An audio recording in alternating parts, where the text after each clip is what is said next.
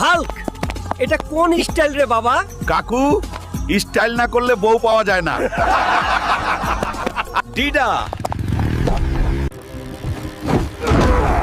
এটা কি ধরনের কাজ? তুমি আমার স্টাইল চুরি করেছো। চল রে হাল, পাশের বাড়িতে দাওয়াত দিছে, আজ বাড়িতে রান্না হবে না। ঠিক আছে দিদা, চলো খেয়ে আসি।